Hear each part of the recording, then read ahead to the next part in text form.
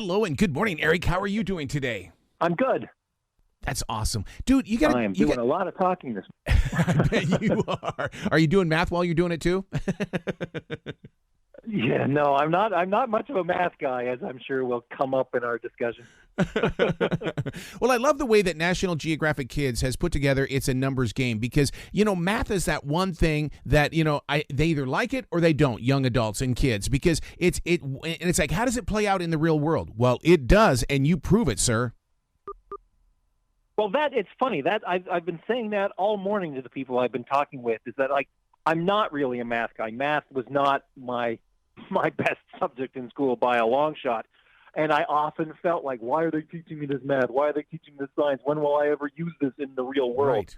But writing this book and really reading what Patrick Mahomes said in the foreword, there's, it's more that there's numbers in football than math, but there's a lot more math and science than I realized. And I think kids will realize that too. And hopefully, I don't know that it will make them better at math, but it might make them more interested and agreeable to being taught math, because they'll see, yeah, this really does have a place in the real world in things that I like, that I didn't see math in before. Well, it does help out. I'm a third-degree black belt in martial arts, and the thing is that math was very important to us because it helped us with distance. And so when we would go to these tournaments and stuff like that, we would always think about numbers and things because it would put us in a place of reality. Yeah, that's very interesting because it's the same sort of thing. Like, I don't think a lot of quarterbacks are thinking, geez, how many newtons of force do I need to put behind this ball as I'm throwing it? But they are they've done it so long. It's kind of, they do it without thinking about it. But it is part of the game. I mean, the numbers, how many yards do I need for a first down? How much, clock time do we have to try and make this drive? I mean, that's more obvious and maybe slightly less mathy, but it is all, the math and science and the perception of just, thinking your way through what we think of as a physical game. Well, if it wasn't for football cards, I guarantee you my grandson would still be struggling with numbers as well as reading because, those cards became his life, and it also was his conversation starter. Yeah, well, I grew up, I'm Canadian, I grew up in Toronto, and it was the same with hockey cards. Like, hockey cards, were probably my introduction to statistics and the world, and gave you something to talk about. So, yeah, same thing with your son and the football cards. Well, in the book, It's a Numbers Game, you guys you also include football history. That's very important to, it's not all about today's superstars. Someone had to inspire them to bring things forward as well. Yeah, in most of the writing I do, I said I'm not much of a math guy. I am a history and geography guy. I like, where the game came from and how it got to the places where it's played. So it was always important to me to include the history of football and the great players who came before. I mean, many of them, I grew up in the 70s, in the 60s too, but I don't remember the 60s much. So I tried to, tip of the hat to the people I watched and liked, but, right back to the beginnings of football and guys like Jim Brown, who aren't the beginnings, but they're slightly before my time. That's what they are, the giants the game has been built on. Yeah. It's, especially today, what I like to do is I'll see somebody with wearing a red jersey with the number 23 on it, and I'll walk up to him and I'll say, do you know what that 23 represents? No. You're kidding me. I said, my God. Michael Jordan was the guy. Okay. And it's like, wow, this has got to change. This culture has to change. No, it's funny. Like, as I say, I'm a Canadian. I mostly write about hockey, and it's odd to me to think, like, how long ago now Wayne Gretzky is, and that kids don't know Wayne Gretzky and Michael Jordan and Muhammad Ali, guys like that. It's but I guess it's just the natural way of things, but it still seems strange.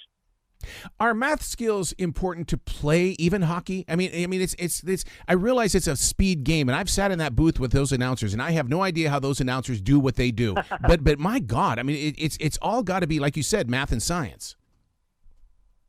Yeah, well, I really came to realize how much more math and science there is behind any of this stuff. But as I say, I don't know. I don't know that being good at math would make you a good football player or hockey player or basketball player. Because I think it's innate. Like, again, in basketball, too, the angle of this shot, how much height, how much strength, how am I going to get it over that guy? I mean, a quarterback making a pass too, but I don't know how much they're. I mean, I think they make the calculations without even being aware they're making the calculations. So, and maybe the broadcasters have to be a little bit more aware because they have to describe it and explain it to us. Oh, it's like they're living in the future is what they're doing when you listen to a hockey announcer, and that as well as soccer. So one of the things that I've loved about numbers is that my daughter graduated from UCLA with linguistics. She's got that in her background, and now she's this huge accountant. See, and the thing is that I asked her, I said, what how did you go from linguistics to numbers? And she says numbers are a language of their own. Do you believe in that? You know what? I hadn't really thought of it. Yes, I mean, it is. It's not something I kind of, like I've been saying about these, it's not in the front of my brain. But yeah, I mean, people who are good at math, I mean, they talk about that. Like, you sort of see it, and it's logical, and it makes sense in a way that, talking with people doesn't always make sense. But the numbers always is it. The numbers don't lie, as we like to say. So, I think, I'm not a math person. It kind of intimidates me and always has. But I think for people who understand math, it's a language and a poetry all of its own. One of the things that National Geo is so good at is that they create books that reach more than one generation. You being a part of this book, what did you learn that you're carrying forward or passing through these pages? I learned even more. It's funny because, as I've said, I mostly write about hockey. Yeah. And when I did a book for National Geographic a few years ago about soccer, it was researching and learning about a sport I knew very little about. I mean, football, I've always been a football fan. I mean, I grew up in Toronto. But the way the game developed, I knew it sort of came from rugby, and that there was this sort of one game between McGill University in Montreal and Harvard in the Boston area in the early 1870s that sort of started breaking the game away from rugby and moving it. And it's interesting to see how it moved in different directions in Canada and the United States. I mean, it's basically the same game, but I think all Americans know the Canadian football field is longer and wider. Yeah. There's an extra player. The rules are somewhat different. The Canadian football is actually closer to the way football began than American football. And I thought that was pretty interesting, the way the game developed similarly but differently in two countries, as so much of our cultures have, really, in Canada and the United States. So close together, and yet the games are so different, but yet at the same time, it's the same game. Yeah. Yep, exactly. Yep. So where can listeners go to find out more about what you bring, Eric? Because, I mean, you're such an interesting person in the way of sharing the story of sports and bringing sports to the forefront rather than just what we're seeing right there on. Well, I have a website where I certainly list the books that I have for sale, but I also post stories about sports history. It is mostly hockey, but sometimes football, sometimes baseball, sometimes basketball even. It's ericzweig.com. That is just my name, all as one word, ERICZWEIG.com. It's funny. There's one of the stories I have on my website that I found while I was researching this book, and I had written it in an early draft, but it didn't make the final cut, was this football player in the 1880s who made a 65-yard field goal. And I thought, how can that be? Like, how could they kick those big old-time fat leather heavy footballs? But it was fascinating, the story of how he did it, how he felt he had done it, how it was tracked and became like it was like he did it in the 1880s, and in 1915 it sort of was rediscovered in a football record book even back then. And then there were so many stories about, could he have done it? Did he do it? And people writing into newspapers going, I was at the game, I saw him do it, I played on the team. And finally, like, he spoke out on it. It was really neat, but it was too much. I mean, it was numbersy, but it was too long a story, I guess, for this. But it's on my website. It's a few years ago, but it was that was one of my favorite stories I've ever come across doing any of the work I've done on any of my books. Oh my God, the weather had to have been perfect. No breeze, or there was just enough wind in the sky that carried that ball.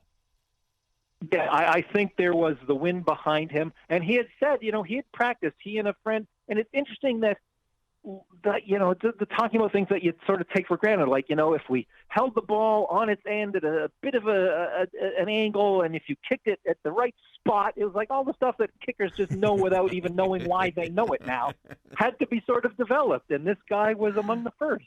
I love it. Eric, you got to come back to this show anytime in the future. The door is always going to be open for you. Oh, sure. Great. Excellent. Well, you be brilliant today, okay? Thank you very much. You too.